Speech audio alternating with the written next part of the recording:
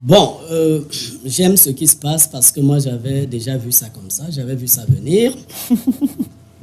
Les choses ne se ressemblent pas forcément, mais les choses doivent être mises en relation. Oui.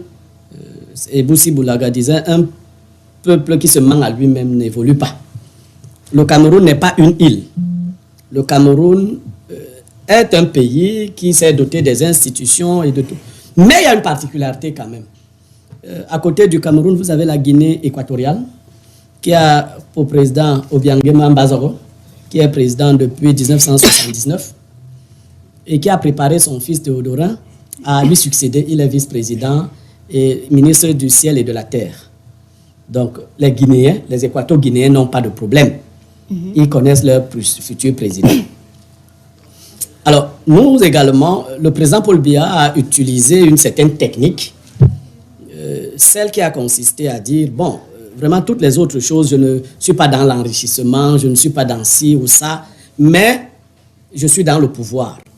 Et je vais conserver le pouvoir jusqu'au dernier jour de ma vie. Donc, et après, je vais m'assurer de le passer à quelqu'un.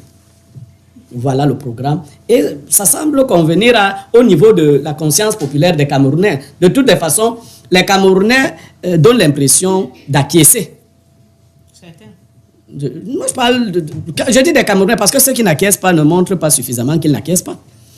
Qu'est-ce qu'ils doivent faire pour le montrer? Non, ils doivent dire qu'ils ne sont pas d'accord. Ils doivent se faire entendre. Très bien. Il y a des peuples qui ont souvent dit qu'ils ne sont pas d'accord et se sont fait entendre. Donc, on est dans cette situation. On ne peut pas en vouloir avec ça là. Mais moi, je veux dessiner deux scénarios. Le premier scénario, c'est que le président Paul Biya se porte bien. Il est à Genève, il travaille. Il préfère prendre les actes à partir de Genève, mettre en deuxième section certains généraux, nommer de nouveau, redistribuer les cartes sécuritaires, ainsi de suite. Et peut-être à terme nommer un vice-président. Étant toujours à Genève. Étant à Genève et nous annoncer que bon, je crois que j'ai fini. Vous avez le Cameroun et j'avais déjà mis les institutions en place. Et à nous d'assumer parce que la Constitution lui permet de nommer un vice-président. Il commence donc par nommer étant à l'extérieur et nous acquiesçons, il nomme. Après, il nomme un vice-président et la transition s'est faite. Et lui peut rester à Genève. C'est un scénario. Ou il peut revenir au Cameroun, je ne sais pas. Mais c'est le premier scénario. Le deuxième scénario, c'est encore des cas d'étude. C'est qu'on nomme des gens, on a des décrets qui arrivent les uns après les autres. Après, on a le décret du vice-président qui arrive. Et après, on nous dit que le président n'est plus. C'est le deuxième scénario. Et là, nous commençons donc à nous poser des questions. Est-ce que c'est le président qui faisait ça? Est-ce que ce n'est pas celui qui est devenu vice-président et finalement président qui était dans une machination avec des amis? Je pense que pendant que nous réfléchissons, ceux qui sont aussi autour du président réfléchissent sur la manière de faire du gré à gré sans que cela ne nous fasse très mal. C'est-à-dire de nous faire ça par derrière avec vaseline. C'est-à-dire que ça passe. Moi, je suis dans cette option-là, que bon, la vaseline va permettre qu'on ne sente pas trop mal, mais oui, toujours est-il que l'orifice va s'ouvrir et il va rester ouvert. Et on ne sait pas ce que ça va faire après l'ouverture de cet orifice-là. Je vois donc ça comme ça. Et pour tous ceux qui ont vu leurs orifices ouverts, il y en a qui n'ont plus pu s'asseoir normalement, ainsi de suite, faire des autres mouvements. D'autres donnent l'impression d'être des hommes normaux. Ça, c'est les deux scénarios que je dessine. Mais il peut arriver donc dans ces deux projections l'improbable. C'est-à-dire qu'un élément que personne n'a mis en jeu. C'est-à-dire qu'on nomme un vice-président, on nous dit que le président... Et puis les gens vous disent non, nous ne sommes pas d'accord. Même si la Constitution le prévoit, nous ne sommes pas d'accord. Vous nous avez entourloupé, le film est fini, on voit seulement les écritures monter. Non, on va faire replay. On va prendre le curseur, parce que nous sommes sur le digital, et rentrer au départ, avant que les nominations ne commencent. On dit que renvoyer le curseur. Et donc là, on peut se retrouver devant une crise des institutions. Oui. Ou même le président du Sénat peut dire non, je ne suis pas d'accord. Vous nous avez entourloupé. Ainsi de suite. Donc, mais le peuple camerounais, dans sa grande indulgence, peut dire aussi que, parce que quand j'entrais dans ce studio, j'ai suivi des discours du genre, si tu avais déjà suivi les bruits du canon, tu n'allais... Bon, le peuple camerounais, dans sa grande indulgence, peut dire que, bon, ok, de toutes les façons, il nous fallait un président, il y a déjà un président, on va faire avec. Très bien. Oui, il peut décider de cela. Tous les scénarios sont dessinés.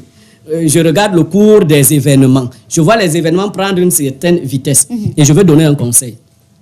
Si c'est une autre main ou d'autres mains qui sont en train de concocter cela, la décoction ne me semble pas très bonne parce qu'elle prend les allures communautaristes. Dangereuse. Oui, c'est-à-dire que c'est un peu bizarre.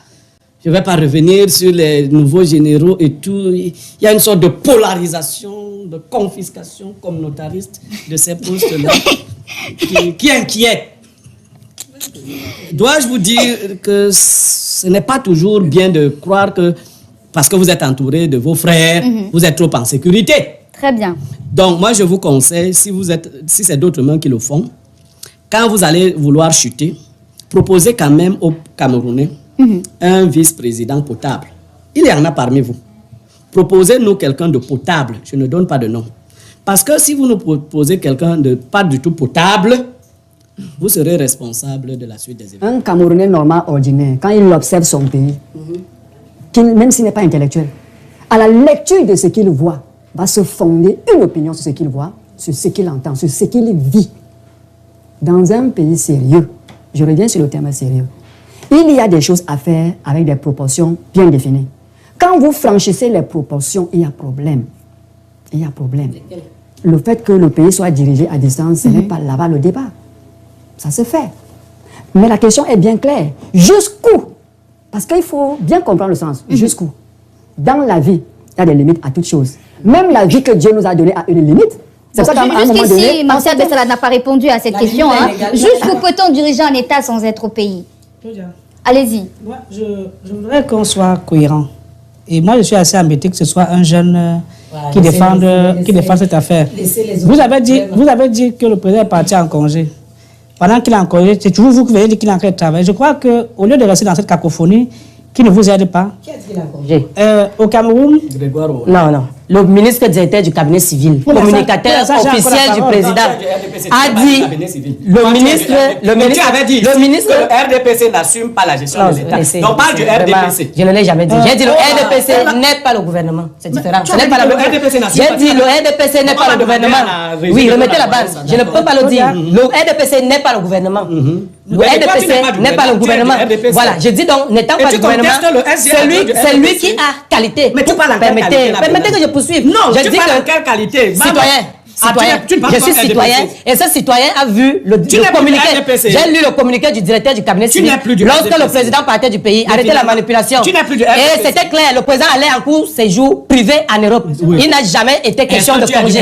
Voilà, il n'a jamais été, ça n'a pas été dit. D'accord. Voilà. Non, je tenais à le préciser.